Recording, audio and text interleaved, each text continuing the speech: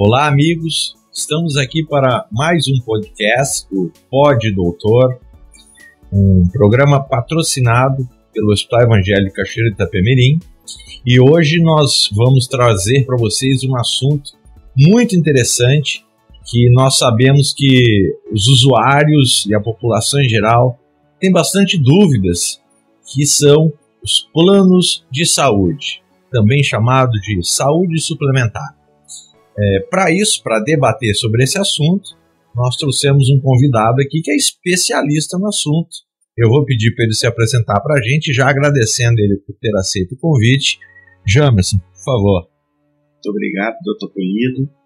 É uma satisfação enorme estar esclarecendo pontos essenciais aí com relação à saúde suplementar. Meu nome é Jamerson Avelar de Souza. Eu tenho uma história com a saúde suplementar nos planos privados de quase 20 anos aí de mercado. Já atuei em algumas operadoras e atuo atualmente. E será uma grande oportunidade de estar conversando sobre o tema com um especialista em saúde e um especialista em administração de saúde suplementar. Muito bem, então já vimos, nós temos aqui um especialista. Atualmente o Jamerson está trabalhando no Trino, né, Jamerson? Isso, atualmente eu sou diretor executivo da Trino, trabalho desde a concepção do projeto. Foram quase 4 anos para o projeto se consolidar, nascer, e estamos aí completando um ano praticamente de operações de mercado e esperamos alçar um voo de ave de rapina, né? Porque as filantropias que têm uma expectativa muito grande sobre esse projeto não pode esperar da gente um voo de galinha, só vai até o puleiro do galinheiro. Né? Muito bem. Bom, a primeira pergunta que eu tenho para o Jamerson é o seguinte: por que você recomendaria alguém pagar um plano de saúde? Afinal, nós vivemos em um país em que existe o Sistema Único de Saúde. As pessoas, mas se eu tenho o SUS para me atender, por que vale a pena eu contratar o seu usuário de um plano de saúde? Os planos de saúde, na sua ideologia de concepção, eles foram criados com um alcance complementar. E posteriormente, a ANS nos classificou como suplementar.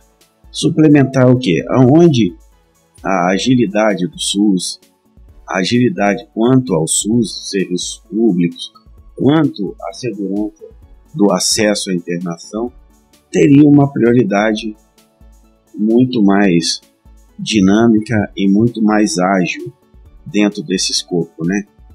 Nesse modelo de saúde suplementar, não quer dizer que os planos de saúde cobrem mais coberturas do que propriamente o SUS, até porque o SUS também é um plano de saúde e também é regulado pela Agência Nacional de Saúde. As coberturas são idênticas.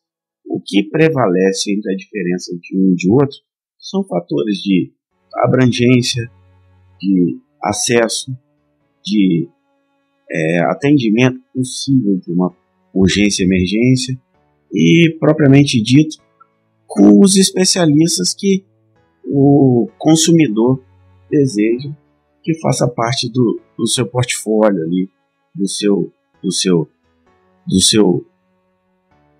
guia, que a gente chama de guia médico, né, que contempla a própria operadora de plano de saúde. Então quem dita as regras para o plano de saúde, que se chama saúde suplementar, como você acabou de nos explicar, é a ANS, Agência Nacional de Saúde.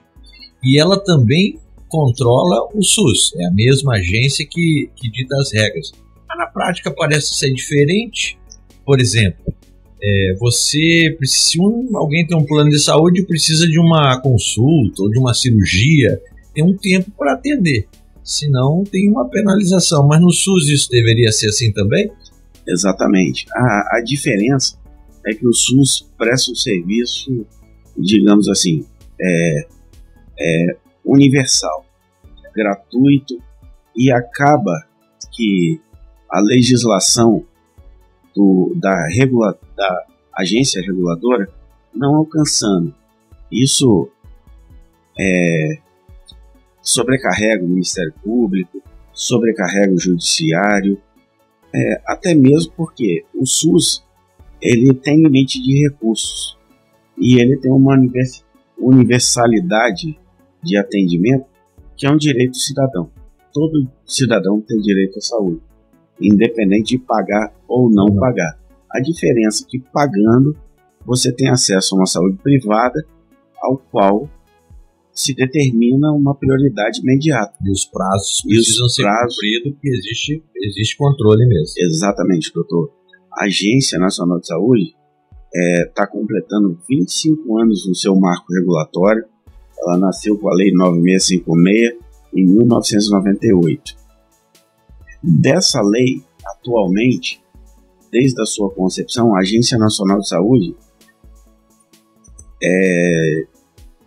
disponibilizou no âmbito regulatório mais de 500, estamos agora em 534 resoluções normativas, que vai aprimorando o setor, tornando cada vez mais sofisticado a regulação. E se você olhar a proporção de tempo de existência, é como se a cada um mês nascessem 2 resoluções normativas. O que o ambiente de saúde suplementar se questiona muito o papel da agência ser um pouco impositivo, acirrado, e acaba que a agência faz a saúde suplementar se tornar muito caro, porque os processos são muito onerosos dentro do âmbito regulatório. E nesses 25 anos é impossível a agência não saber os passos que uma operadora dá. Quando você autoriza o procedimento para ser praticado, ela reconhece através de uma informação que você é obrigado a mandar. Quando você executa, ela reconhece através da execução. E quando você contabiliza lá no aspecto econômico-financeiro, ela cruza as 3 informações.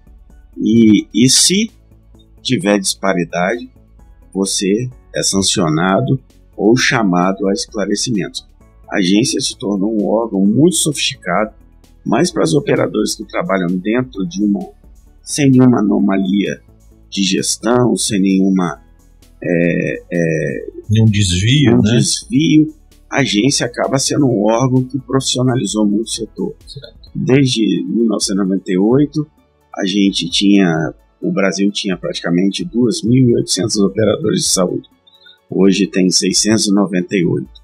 Isso acaba tendo uma tendência a se concentrar no mercado dentro das operadoras mais profissionalizadas.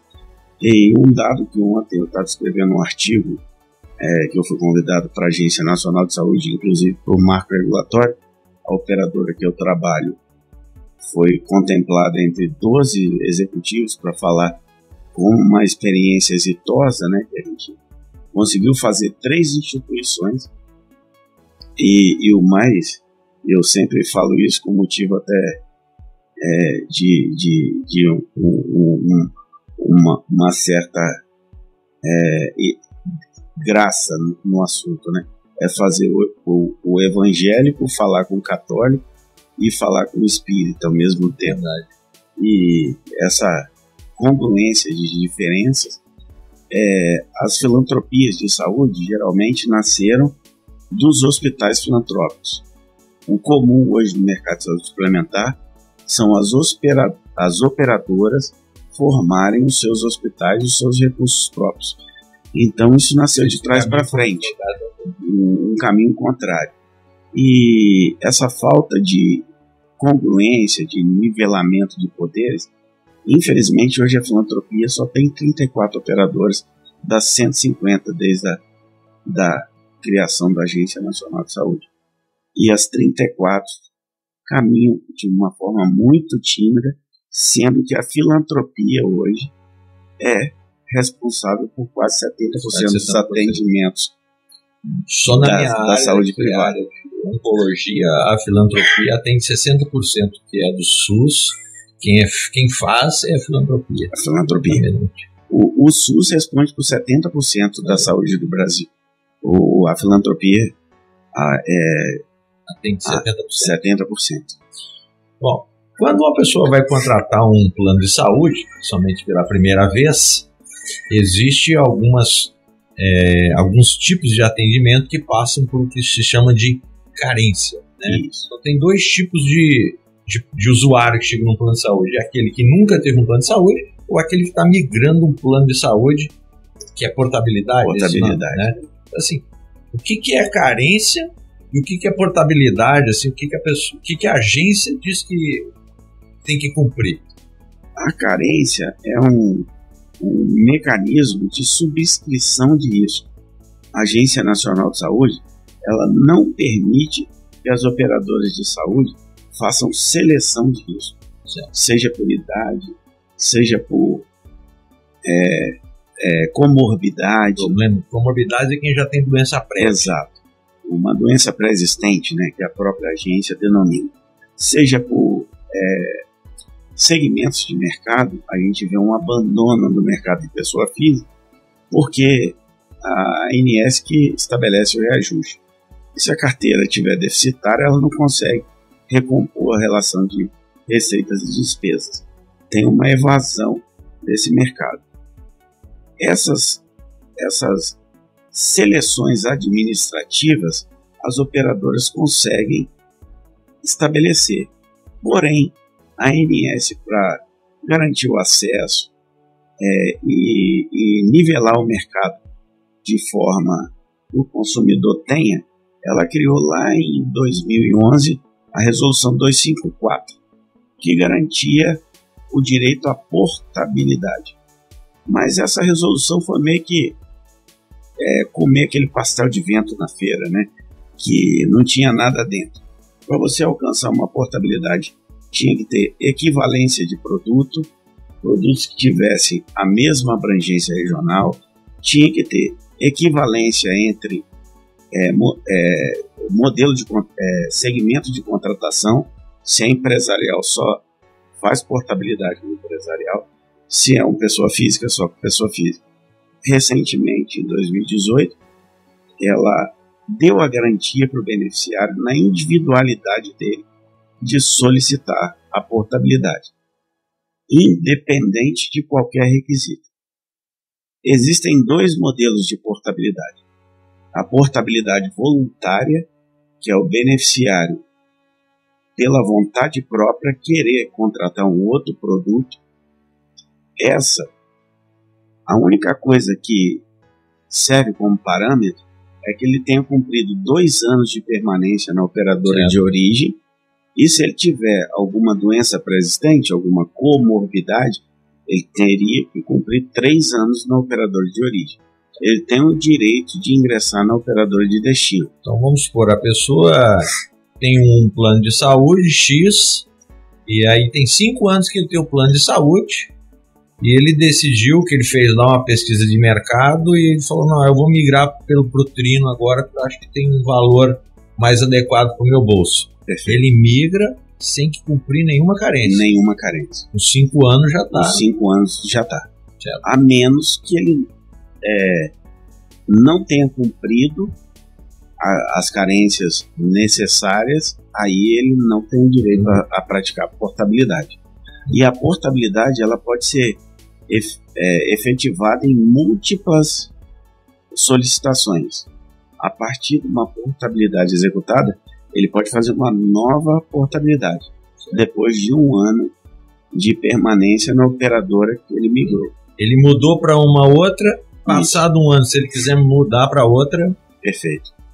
E existe um outro nível que estabelece a portabilidade, que se chama portabilidade extraordinária. O que é isso? Um profissional de uma empresa que tem um plano de saúde pela empresa foi desligado.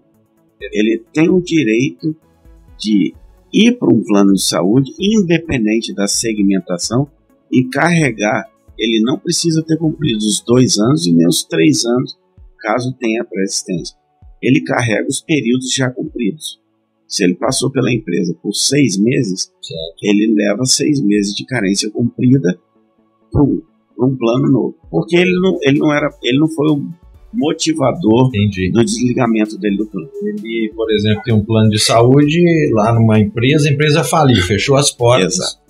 Ou ele foi demitido. Isso. E aí ele já pode... Ah, não, eu vou continuar pagando meu plano de saúde por conta própria, ele já garante aquele período Ele garante. de carência. Para a portabilidade extraordinária, a ANS estabelece um prazo de 60 dias. Ele tem 60 dias para Tomar essa decisão.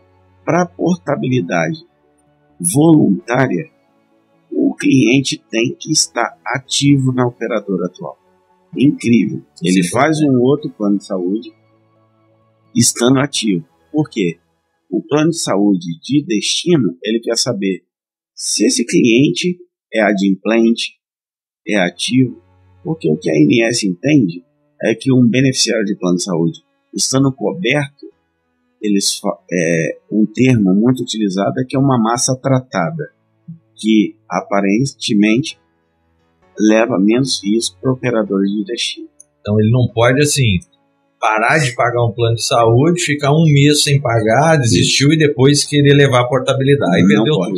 Aí zerou. Ele perde. Então, pessoal, isso é importante. Então, se você está com dificuldade com o seu plano de saúde, você está pensando em mudar o seu plano de saúde, né, você está fazendo pesquisa de mercado para mudar, antes de tomar essa decisão, é importante você saber, você não pode parar de pagar o plano que você está fazendo, senão você perde toda essa portabilidade, né? Aliás, aproveitando para falar aí, se você está gostando do nosso bate-papo, dá um like aí para a gente, né, e ajuda a gente a crescer cada vez mais dentro desse nosso canal.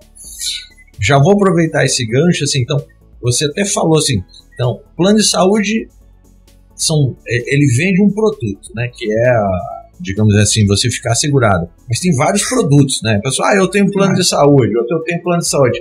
Não é tudo igual, então. Né? Na verdade, no que tange a cobertura, todas as coberturas dos planos de saúde, dado a segmentação, exemplo, segmentação ambulatorial, só garante consultas e exames no âmbito ambulatorial. Até cobre a urgência e emergência no período de 12, acumulando as 24 horas. Um plano ambulatorial hospitalar com obstetrícia, todos eles parece até brincadeira, mas todos os planos são encaixotados. Ele tem uma máxima que se chama rol de atendimento junto à Agência Nacional de Saúde, que todo ano a ANS renova esse rol, incrementa mais coberturas, mais tratamentos, inclusive agora por decisão do STJ, o rol deixou de ser obrigatório e passou a ser exemplificativo.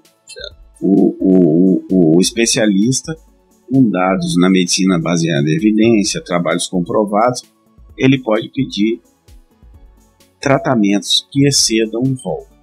Desde que ele consiga comprovar isso com a evidência. Consiga comprovar com a evidência.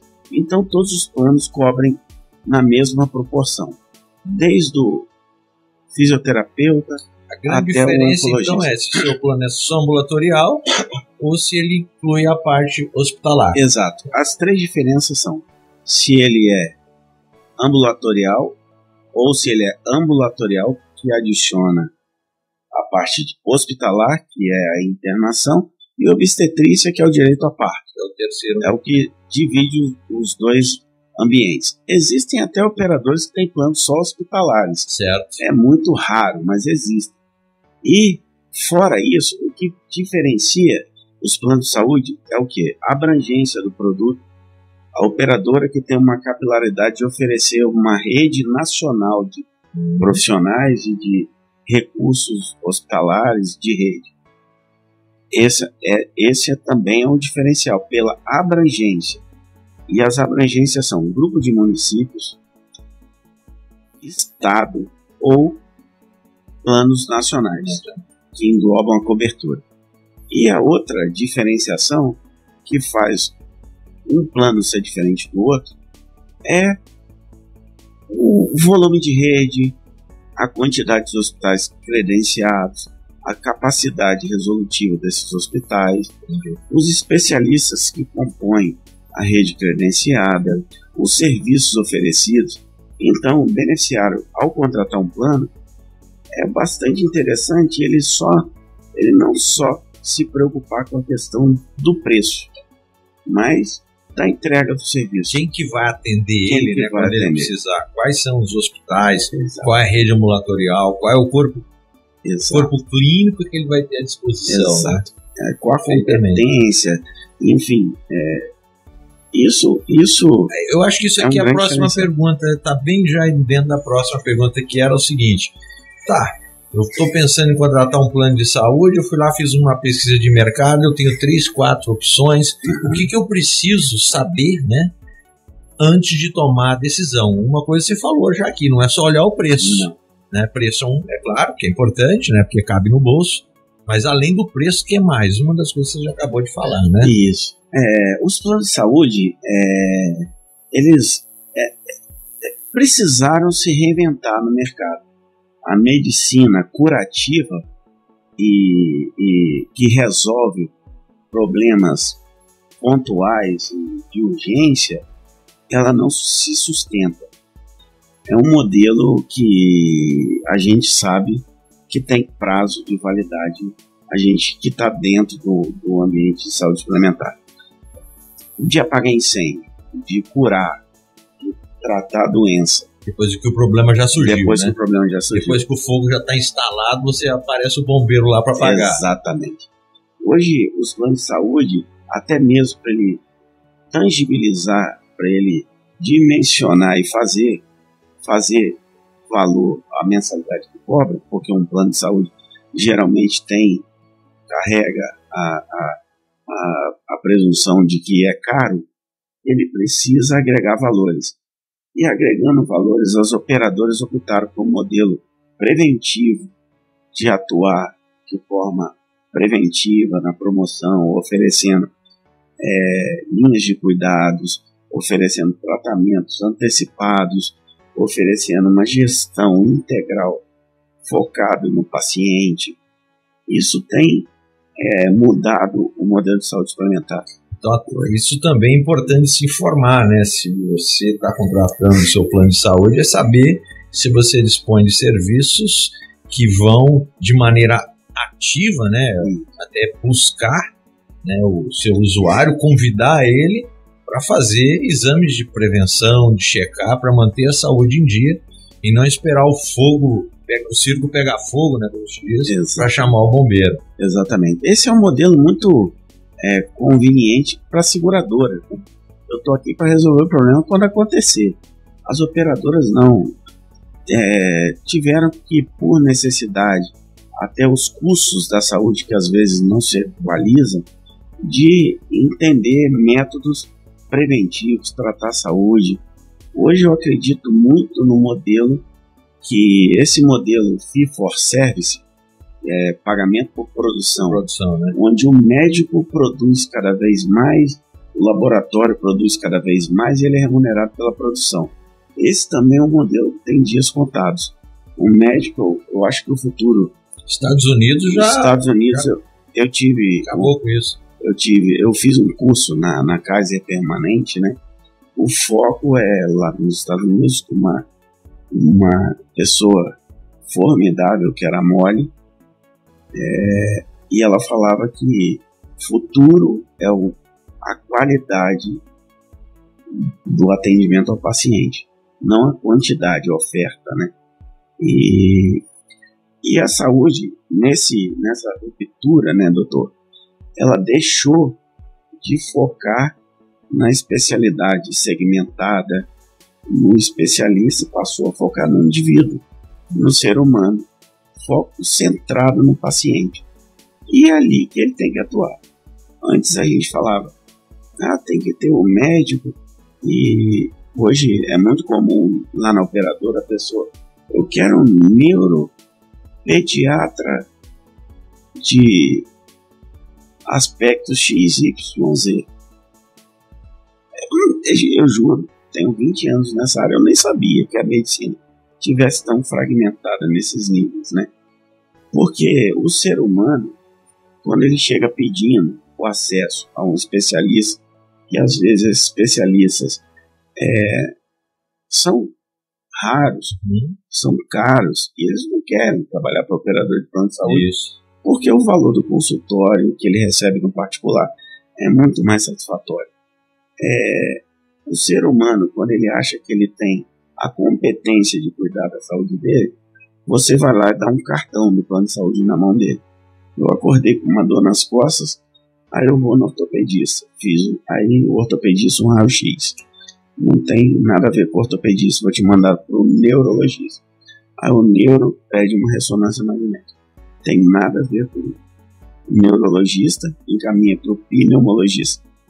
E nisso, nessa cadeia toda, deixa no percurso um desperdício que ele que paga a conta absurdo. E no final isso é devolvido para ele, em formatos de reajuste, de compensações e por aí. Isso que às vezes é importante o usuário entender, né, que você organizar o atendimento é uma maneira de você gastar melhor o seu recurso, de certa forma remunerar melhor o profissional, e aí sim você atrair os melhores profissionais para dentro do seu negócio, que é o seu plano de saúde, né? Então é uma maneira ao contrário de dizer, ao invés de você em 3, 4 médicos, você vai em um de uma maneira correta, e para isso tem a triagem do clínico, né? Isso. E você é resolutivo. E sem contar que a pessoa não gasta tempo indo em 2, 3, 4 consultas, que é extremamente desgastante, né? Exato. É aquela medicina antigamente, do antigo médico da família, né? O próprio SUS foi concebido com esses conceitos. Como eu falei há minutos, o ser humano não tem competência de gerir a sua própria saúde. Então, você precisa de um médico para você chamar de seu. Meu médico é o Dr. Polito. Ele me conhece ao longo da minha longevidade. Ele sabe que eu tive catapora, que eu tive pneumonia. Tem uma rastreabilidade de todas as doenças que futuramente possam se desdobrar. Se precisar de um especialista, ele é o profissional melhor para indicar. Exatamente. Ele que te indica e vai te indicar com muito mais clareza do que o próprio indivíduo. Campos, uma questão que é polêmica assim, é a questão dos reajustes, né? Como que se define o reajuste? Quem que organiza assim, meu plano teve um reajuste de tanto por cento? Né? Como é que funciona isso na prática? Essa questão do reajuste como a gente falou, é uma prática de devolver para o cliente, de certa forma, o uso desordenado, desorientado. Esse é um dos motivos. Que isso incide lá na frequência, né? Porque o reajuste é uma regra de 3. Sinistralidade é um indicador que norteia a operadora como um todo. A sinistralidade é a relação entre o custo sobre a receita. Ela tem um nível que ela se estabelece e isso contratualmente é pactuado com o seu cliente. Muitas das vezes a sinistralidade extrapola esse indicador contratual, aí é necessário que você encaminhe para um profissional que se chama atuário, que ele é obrigatório, cada operadora tenha um atuário que faz cálculo de risco, recomposições, e esse atuário define uma recomposição. Além dessa recomposição, o reajuste vem adicionado da inflação e os efeitos do como a gente fala, da Selic, do IPCA, essa do parte aí é aquela que a ANS define. Isso. Não.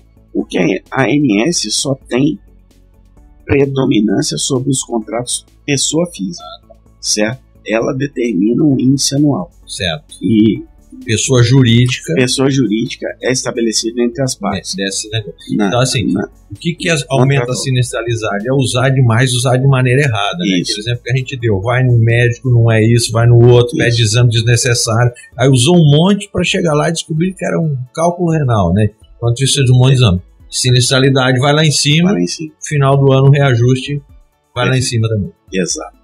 Além disso, tem as questões relacionadas à própria precificação mal feita.